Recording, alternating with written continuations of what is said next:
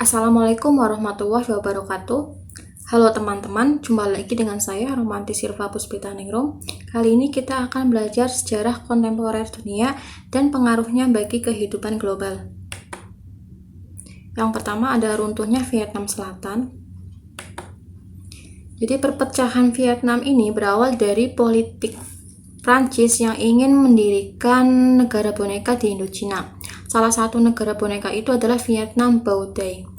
Bao Dai adalah Raja Annam dari dinasti yang sejak lama memerintah di Annam.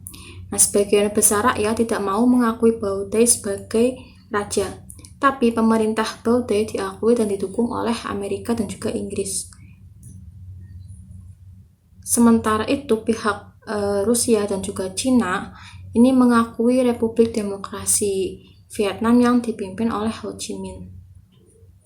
Nah, perjanjian di Jenewa pada 20 Juli 1954 ini menghasilkan keputusan mengenai pembagian wilayah Vietnam atas Vietnam Utara dan Vietnam Selatan. Tapi Ho Chi Minh ini tidak mau menerima perjanjian tersebut. Menurutnya pembentukan Vietnam Selatan ini dianggap sebagai penghalang tercapainya persatuan seluruh Vietnam. Akibatnya terjadilah perang saudara di Vietnam yang terjadi dari tahun 1957 sampai 1975 antara Vietnam Utara yang didukung Cina dan juga Vietnam Selatan yang didukung Amerika. Nah, perang Vietnam kemudian berakhir setelah jatuhnya ibu kota Vietnam Selatan, Saigon, ke tangan tentara rakyat Vietnam atau Viet Cong. Jadi pasukan Vietnam Utara ini melancarkan serangan ke kota Saigon, sedangkan pasukan Vietnam Selatan tidak mampu menghadapi serangan yang diarahkan ke objek-objek vital di Saigon. Nah, pasukan Vietnam Selatan ini akhirnya menyatakan menyerah tanpa syarat kepada Viet Cong. Dan nama Saigon ini diubah menjadi Ho Chi Minh, sesuai dengan nama dari Presiden Vietnam Utara. Sampai akhirnya kedua negara ini resmi bersatu pada tanggal 2 Juli 1975. Jadi perang di Vietnam ini sebagai bentuk reaksi dari perang dingin, dari perebutan pengaruh ideologi dua negara adidaya ketika itu. Next ada politik apartheid. Politik apartheid adalah politik perbedaan warna kulit antara kulit hitam dan kulit putih. Pelaksanaannya ini mendapat reaksi keras dari dunia internasional karena penguasa kulit putih membentuk undang-undang yang rasialis, antara lain ini dia undang-undangnya, bisa dibaca dan ditulis dulu nanti. Kemudian alasan yang kedua ada politik apartheid sangat bertentangan dengan hak asasi manusia karena warga kulit putih bertindak kejam pada ras kulit hitam. Jadi sebenarnya jumlah orang kulit putih di Afrika Selatan ini hanya 15% dari penduduk kulit hitam, tapi mereka ini mampu menguasai dan mengatur segala permasalahan di negeri kulit hitam. Sesuai dengan undang-undang yang ini, dibentuklah kampung-kampung atau pemukiman khusus bagi orang-orang kulit hitam. Nah, beberapa hal bentuk diskriminasi ras di Afrika Selatan ini seperti menindak cara kejam terhadap warna kulit hitam yang berunjuk rasa menuntut haknya. Kemudian warga kulit hitam ini juga tidak berhak ikut pemilu di negaranya sendiri. Dan gaji buruh kulit hitam jauh lebih kecil dari gaji buruh kulit putih. Nah, pemisahan suku yang dilakukan di Afrika Selatan ini selain mendapat tanggapan dari dunia internasional, juga mendapat tanggapan dari warga Afrika Selatan. Di Afrika Selatan sering terjadi gerakan-gerakan pemberontakan untuk menghapus pemerintahan apartheid ini. Satu di antaranya yang paling terkenal adalah yang dipelopori oleh African National Congress atau Kongres Nasional Afrika yang berada di bawah pimpinan Nelson Mandela. Nah, ini Nelson Mandela, teman-teman pasti sudah tidak asing dengan nama Nelson Mandela. Dalam perjuangannya, Nelson Mandela menghadapi tantangan hingga pernah dipenjara selama 27 tahun. Ini kemudian bebas tanggal 11 Februari 1990. Nah, pembebasan Nelson Mandela ini membawa dampak positif terhadap perjuangan rakyat Afrika Selatan dalam memperjuangkan penghapusan politik apartheid. hingga akhirnya UU tentang apartheid ini dihapuskan, dan tahun 1994 diadakan pemilu pertama yang membuat Nelson Mandela terpilih sebagai presiden. Nelson Mandela ini juga dinobatkan sebagai presiden kulit hitam pertama di Afrika dan mendapatkan Nobel Perdamaian, yang sekaligus menandai berakhirnya politik apartheid di Afrika Selatan. Selanjutnya ada runtuhnya Uni Soviet. Ini ya.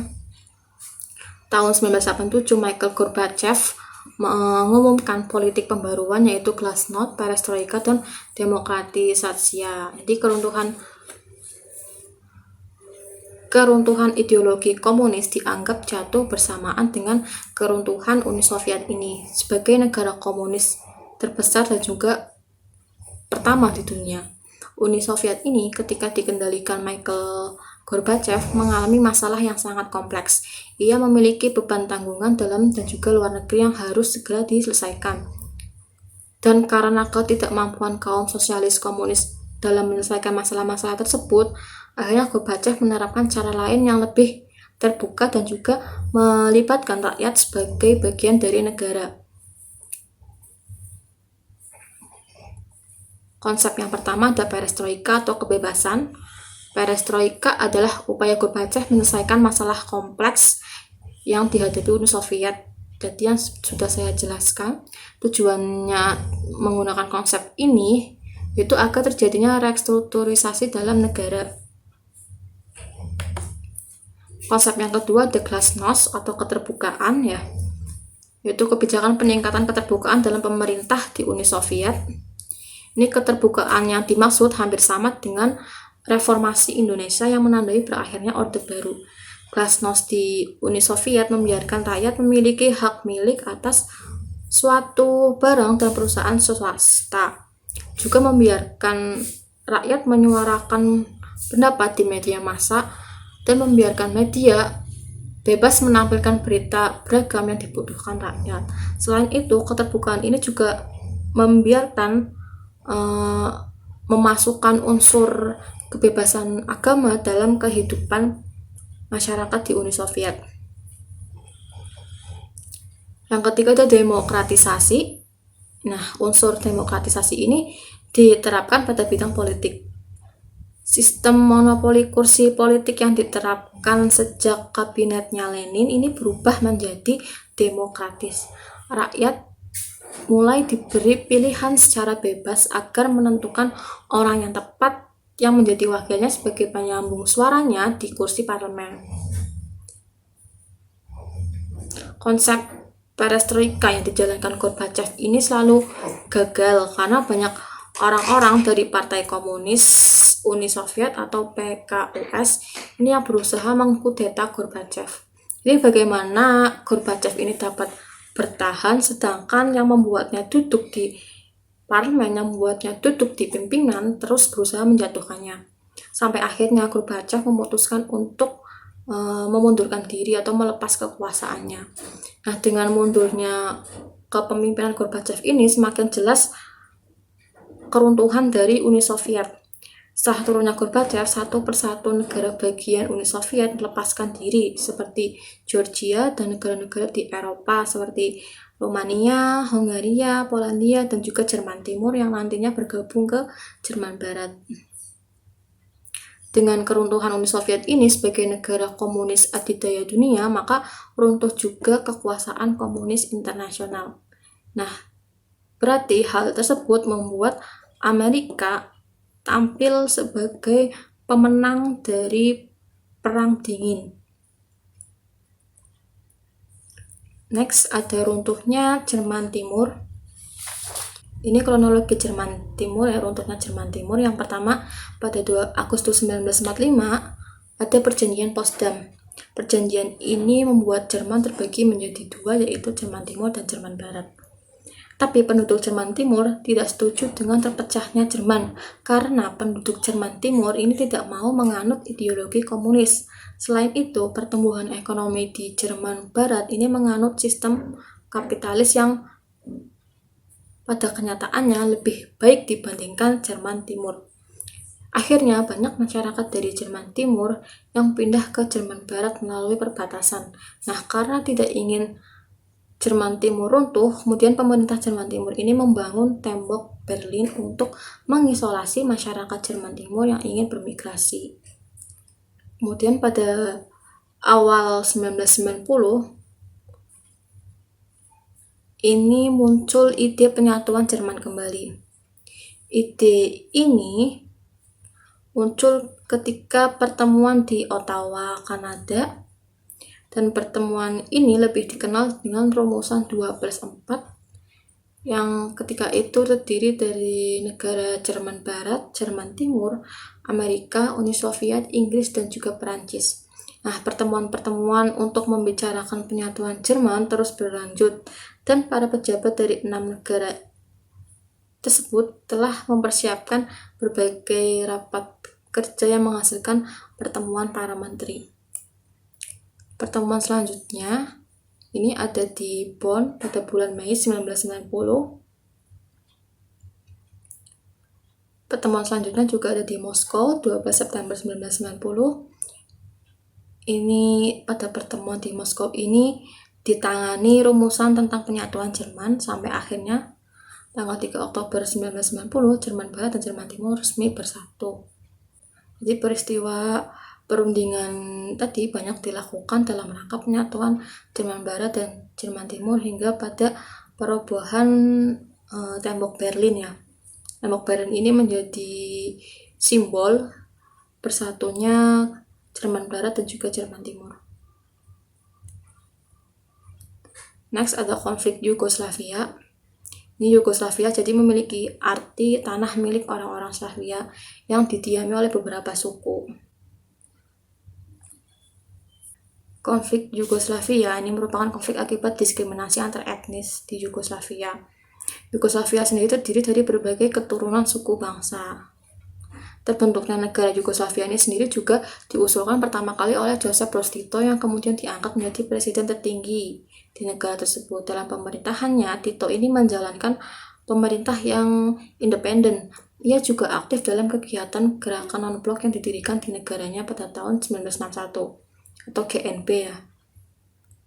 GNP ini dianggap sebagai gerakan yang sangat penting oleh Yugoslavia karena dinilai dapat mempersatukan etnis ataupun suku yang berbeda di Yugoslavia.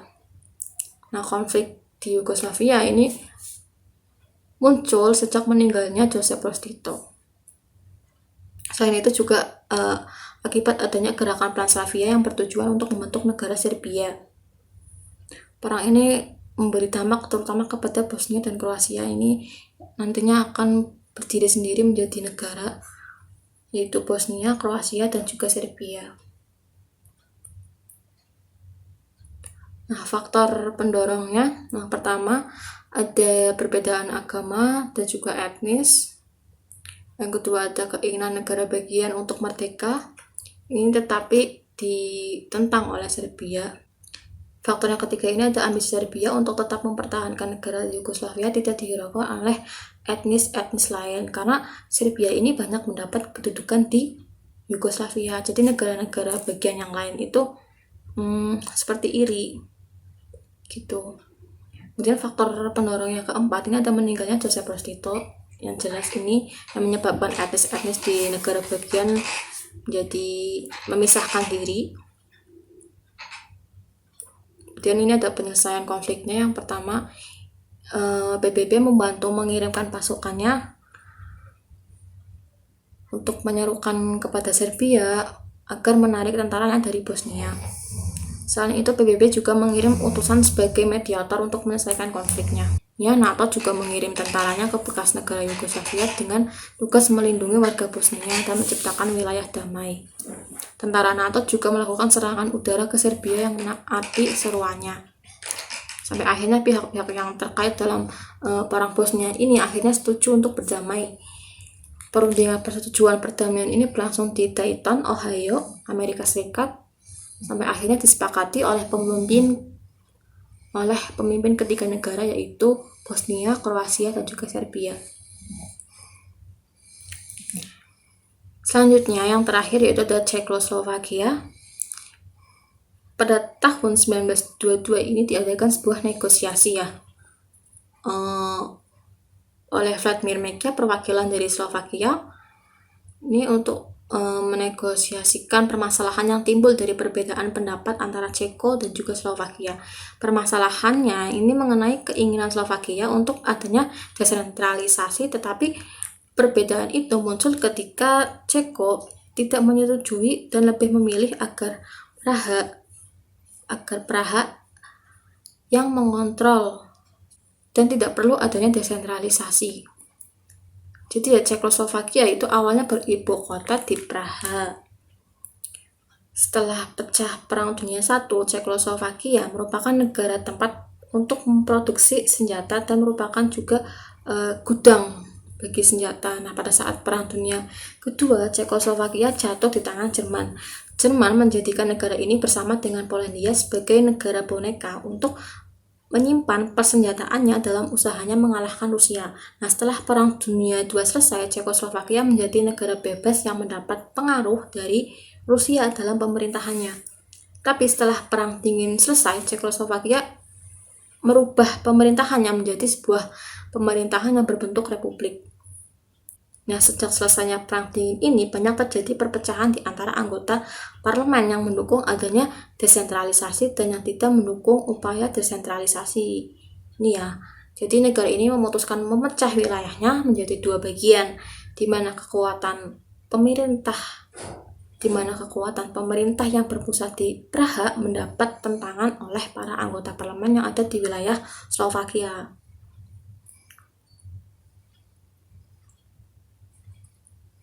Nah, dengan ini ya disahkannya UU 542 pada tanggal 25 November 1992, maka pemecahan Cekoslovakia menjadi Republik Ceko dan Republik Slovakia mulai berlaku. Cekoslovakia merupakan negara yang melakukan pemecahan diri secara damai dan berdasarkan keinginan kedua belah pihak, sehingga lebih dikenal dengan istilah revolusi Velvet atau revolusi Bludru.